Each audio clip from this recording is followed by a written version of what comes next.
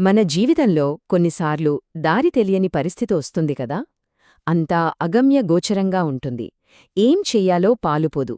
అంతా తెలిసినా ఏమీ చెయ్యలేని ఒక రకమైన నిస్సహాయత. అచ్చం అలాంటి గందరగోళం నుంచే స్పష్టత వైపు మనల్ని నడిపించే ఒక ప్రాచీన మార్గదర్శిని గురించి ఈరోజు మనం మాట్లాడుకుందాం. సరే, మరి అసలు విషయంలోకొస్తే జీవితంలో ఒకానొక కీలకమైన సమయంలో సరైన నిర్ణయం తీసుకోలేక, అడుగు ముందుకు వెయ్యలేక, పూర్తిగా అలా ఆగిపోయినప్పుడు ఏం చెయ్యాలి? ఈ ప్రశ్న బహుశా మనలో చాలామందికి ఎప్పుడో ఒకప్పుడు ఎదురయ్యే ఉంటుంది. అయితే ఈ ప్రశ్నకు సమాధానం ఎక్కడో లేదు. 5000 సంవత్సరాల క్రితం జరిగిన ఒక యోధుడి అంతర్గత సంఘర్షణలో దాగుంది. వినడానికి ఆశ్చర్యంగా ఉన్నా అతని కథ ఒక రకంగా మనందరి కథే. ఇంతకీ మనం మాట్లాడుకుంటున్న ఆ యోధుడు మరెవరో కాదు, అర్జునుడు. ఎంత గొప్ప వీరుడు! కాని చూడండి, యుద్ధభూమి మధ్యలో సొంత బంధువులతో, గౌరవించే గురువులతో పోరాడాల్సి వచ్చినప్పుడు అతని ధైర్యం, సంయమనం రెండూ అతన్ని వదిలేశాయి. ఒక తీవ్రమైన నైతిక సంక్షోభం అతన్ని కదలకుండా, మెదలకుండా చేసేసింది. ఇక్కడే అసలు సమస్య మొదలైంది. చూడండి, అతని అనుభవం, అతని తర్కం, అతనికున్న జ్ఞానం ఇవన్నీ కలిసి అతన్ని ఒక చిక్కుల్లో పడేశాయి. ఒక ముగింపులేని దారిలోకి నెట్టాయి. అప్పుడు అతనికి మెల్లగా అర్థమవడం మొదలైంది, తన సొంత తెలివితేటలతో ఈ సమస్యను పరిష్కరించడం అసాధ్యమని. అయితే ఈ మానసిక పరిస్థితిని కేవలం ఒక మామూలు గందరగోళం అని కొట్టిపారేయలేం. ప్రాచీన గ్రంథాలు దీనికి ఒక నిర్దిష్టమైన పేరు కూడా పెట్టాయి.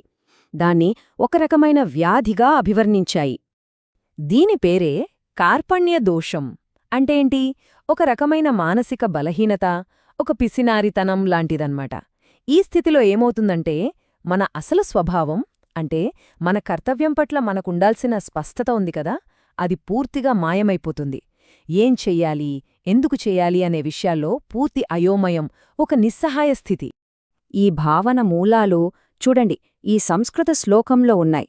కార్పణ్య దోషోపహత స్వభావః అంటే నా సహజ స్వభావం బలహీనత అనే దోషంతో దెబ్బతింది అని అర్జునుడు స్వయంగా ఒప్పుకుంటున్నాడు. ఇదే అతని అంతర్గత సంఘర్షణకు అసలు కారణం. సరే, మరి సొంత జ్ఞానం పనిచెయ్యనప్పుడు పరిష్కారమెలా? ఇక్కడే కథ ఒక కీలకమైన మలుపు తీసుకుంటుంది. లోపల స్పష్టత లేనప్పుడు బయటినుంచి ఒక జ్ఞానాన్ని వెతకడం మొదలవుతుందన్నమాట. సో ఇక్కడ మనం గ్రహించాల్సిన కీలకమైన విషయం ఏంటంటే, మన పరిమితులను మనం గుర్తించడమే పరిష్కారం వైపు మొదటి అడుగు. మన సొంత జ్ఞానం సరిపోదని తెలిసినప్పుడు తర్వాతి సహజమైన అడుగు ఒక గురువును ఆశ్రయించడం. అసలు ఒక గురువు పాత్ర ఏంటి? దారి తప్పినప్పుడు దారి చూపించడం, జీవితంలో వచ్చే పెద్ద పెద్ద సమస్యలకు పరిష్కారం చూపించడం, మన ఆలోచనలకు అందని జ్ఞానాన్ని అందించడం, అన్నిటికంటే ముఖ్యంగా శరణు కోరివచ్చిన శిష్యుడికి సరైన మార్గాన్ని చూపించడం. ఇప్పుడు కథలో చాలా ఎమోషనల్ పాయింట్కొస్తున్నాం. ఇది సంపూర్ణ శరణాగతి, సహాయం కోసం మనస్ఫూర్తిగా చేసే ఒక అభ్యర్థన. అప్పుడు అర్జునుడు తన మార్గదర్శి శ్రీకృష్ణుడితో ఇలా అంటాడు, నా కర్తవ్యం విషయంలో నేను పూర్తిగా గందరగోళంలో ఉన్నాను, నా సంయమనం కోల్పోయాను. ఇప్పుడు నేను నీ శిష్యుడిని, నీకు పూర్తిగా శరణుజొచ్చాను. దయచేసి నాకు సరైన మార్గం బోధించు. ఎంత శక్తిమంతమైన మాటలో కదా! దీన్ని ఓటమిగా అస్సలు చూడకూడదు. సహాయం అడగడమనేది బలహీనతగాదు, అది నిజమైన జ్ఞానాన్ని పొందే దిశగా వేసిన ఒక గొప్ప, వివేకవంతమైన అడుగు. ఇది వినయాన్ని, కొత్త విషయాలు నేర్చుకోవడానికి సిద్ధంగా ఉన్నామని చెప్పే ఒక సంకేతం.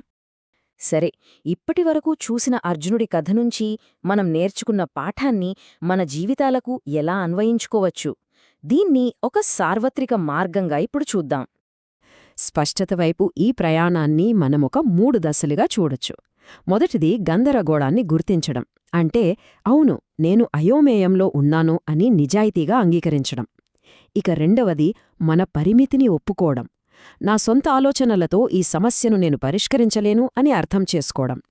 ఇక మూడవది, చివరిది, మార్గదర్శకత్వం కోరడం.